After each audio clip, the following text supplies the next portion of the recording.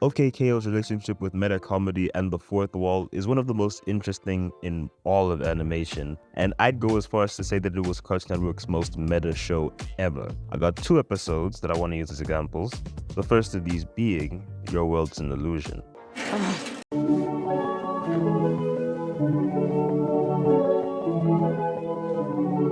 This episode is about KO meeting this character, Hollow Jane.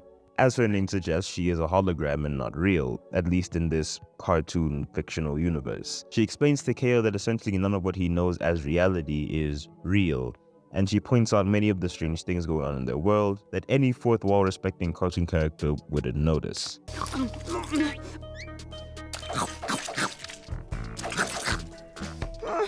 Why does this still look the same? The main appeal of fourth wall breaks in cartoons is the fact that the audience feels acknowledged for watching the show. Characters looking at the screen, calling out the flawed cartoon logic of their world. It's funny because while we don't talk about these flaws because it's a cartoon and we know what we're watching, it can be funny as hell to feel noticed by a show. OKKO takes this appeal one step further by filling this episode to the brim with artistic liberties to bring attention to said cartoon logic. There's lines like Hollow Jane saying she can see the layers of this world, and immediately after there's a joke where KO tries to pick up a rock that isn't drawn on the same layer as he is. I don't know. I just had to. Try picking up the other one.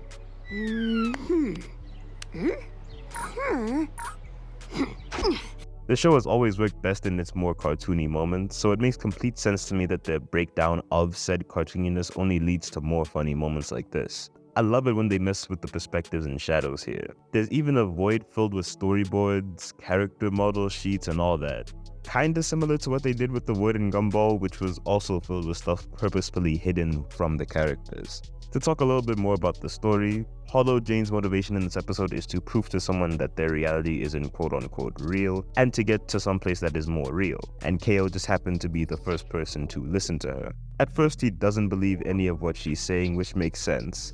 If some stranger you just met came up to you and said nothing is real, you'd probably think they're a crackhead and you get the fuck away from them before they pull a knife on you. But once KO starts to notice the cracks in his reality, he can't stop noticing them, leading to him questioning pretty much his whole existence, the friendships and relationship he's made. They really sell this slow descent into madness for him. Cartoon characters having existential crises is always fun to see. There's this mini plot involving this nigga here, Rex, and I can't lie, this nigga is trash. He is so fucking lame. And I'm just sitting here watching this like, yo, whose mans is this? Go! You can't. Whose mans is this? You put him on the TV. Go home! Bro, don't. Go home! KO decides to do what he always does when he's feeling confused, which is talk to his mother. This goes about as well as you'd expect, as he can't even hug her in this scene. If you know anything about how much KO loves his mom, you'd know that this would be his breaking point. This nigga really goes through it in this episode, I'm not gonna lie to you.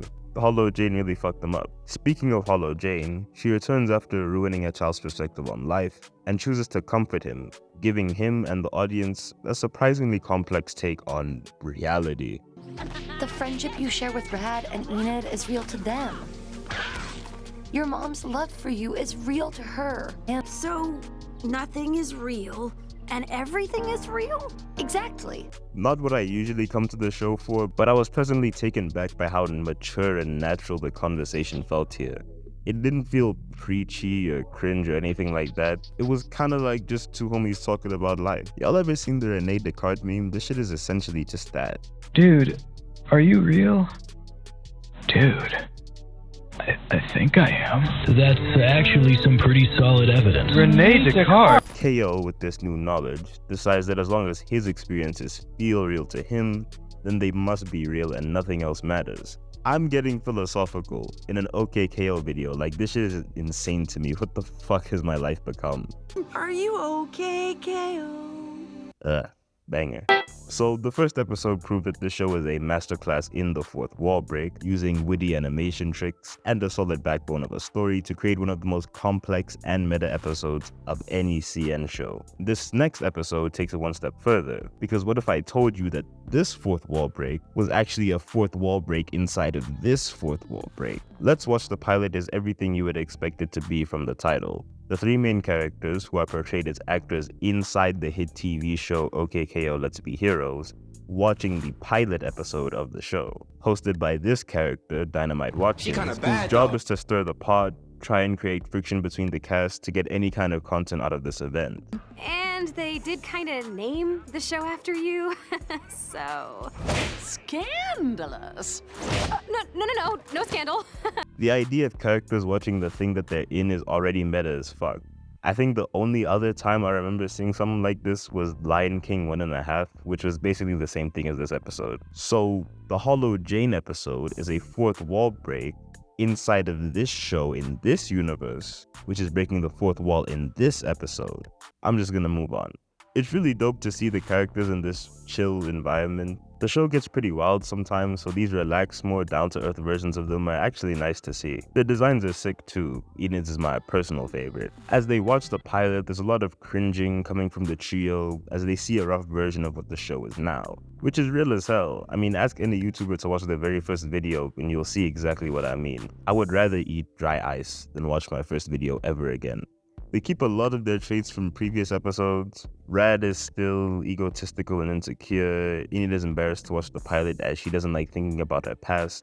And KO is the squeaky clean fan favorite, which causes the main conflict of this episode.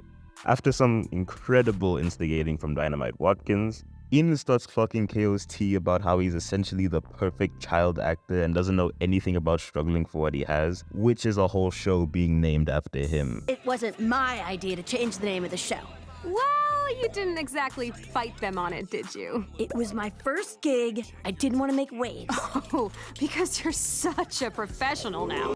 KO starts shit-talking too, playing on Enid's own insecurity about the mistakes she made in this pilot, like breaking Rad's wrist on accident. But as Rad will tell you, he ain't break his wrist. The great thing about this episode is that it doesn't lose the heart of the show. The trio still maintains a solid friendship here, and in this scene where KO expresses how much he works to keep up with the other two and how much he looks up to them, it fits perfectly with the rest of the show. Watching myself in the pilot, all I see are my mistakes.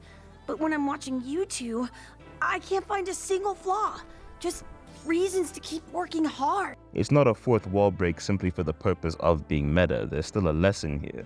Lots of times the meta humor in cartoons is just used as a quick joke, nothing more, nothing less. But with shows like OKKO, they use it as a way to not only teach the audience lessons, but also test how far they can stretch their creativity using animation, which I think is pretty cool. Oh, right. They accidentally sent the Boxman scenes to the wrong animation studio.